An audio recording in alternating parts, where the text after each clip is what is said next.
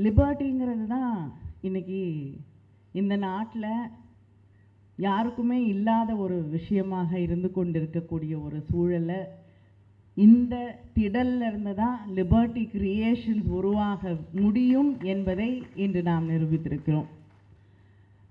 ஏன்னா எந்த இடத்துலையும் இங்கே எந்த விதமான லிபர்ட்டிஸும் கிடையாது.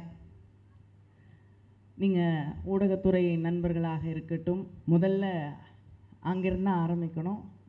சிந்தனையாளர்களாக இருக்கட்டும், திரைப்பட துறையில் இருக்கக்கூடியவர்களாக இருக்கட்டும், அரசியல் தலைவர்களாக இருக்கட்டும், எழுத்தாளர்களாக இருக்கட்டும், யாருக்கும் பேச்சுரிமை கிடையாது, சிந்தனை உரிமை கிடையாது, எந்த லிபர்ட்டியும் கிடையாது.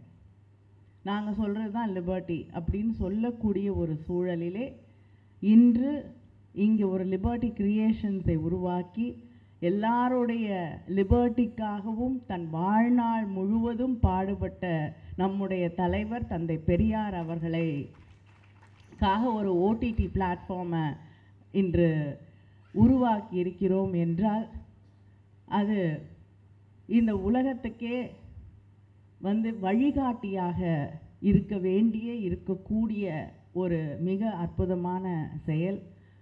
இங்கே பேசும்பொழுது அண்ணன் கலிப்பூங்குன்றன் அவர்கள் பேசும்பொழுது பெரியார் எப்படி முதல்ல கம்ப்யூட்டர் வந்தப்போ கிட்டத்தட்ட ஒரு ரூம் அளவு இருக்கும் கம்ப்யூட்டர்.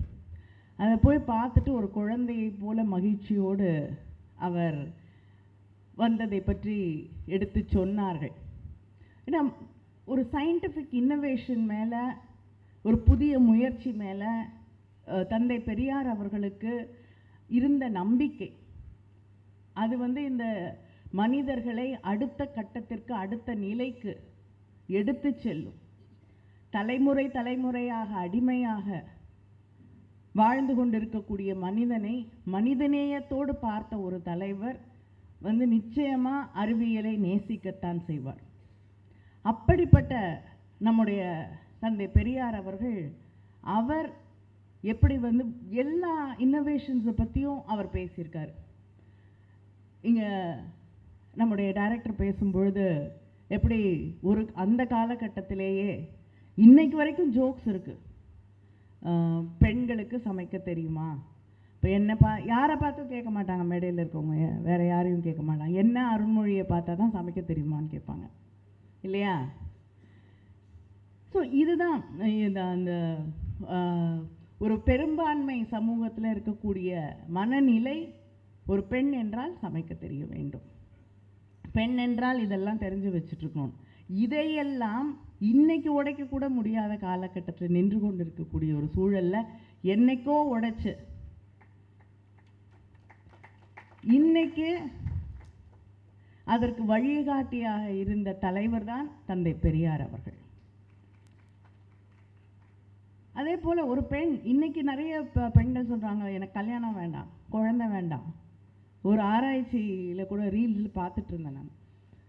உலகத்திலேயே ரொம்ப மகிழ்ச்சியான ஆண்கள் யாருன்னு கேட்டால் திருமணமான ஆண்கள், மகிழ்ச்சியான பெண்கள் யாருன்னு கேட்டால் திருமணம் ஆகாத பெண்கள். அதனால் இப்போ நிறைய பெண்கள் எனக்கு திருமணம் வேண்டாம், எனக்கு குழந்தை வேண்டாம், நான் உலகத்தில் நிறைய குழந்தை இருக்குது, நான் பெற்றுக்க வேண்டிய அவசியம் இல்லை.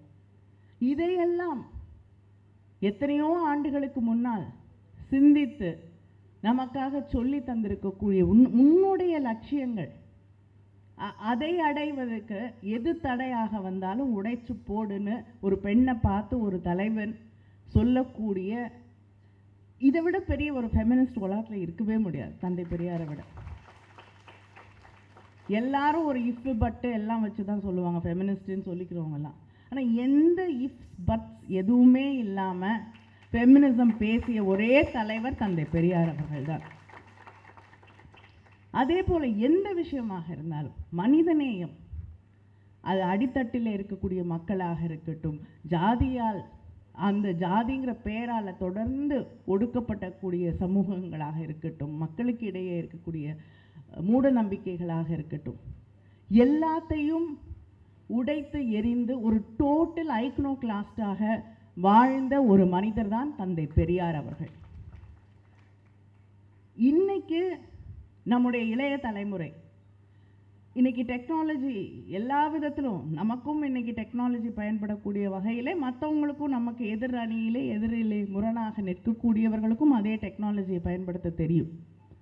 இன்னைக்கு அந்த டெக்னாலஜி வழியாக ஒவ்வொரு நாளும் தவறான செய்திகள், வெறுப்பு, காழ்ப்பு, மனிதநேயம், மனித இனத்திற்கே எதிராக இருக்கக்கூடிய சிந்தனைகள், இதை தொடர்ந்து பரப்பிக்கொண்டே வருகிறார்கள். இது இங்கே மட்டும் இல்லை, ஒவ்வொரு நாட்டிலையும் இன்னைக்கு நம்ம பார்க்கக்கூடிய ஒரு சூழல் என்னன்னா, இந்த வெறுப்பு அப்படிங்கிற அரசியலில் உதைத்து கொண்டே இருக்கிறார்கள், தூவிக்கொண்டே இருக்கிறார்கள்.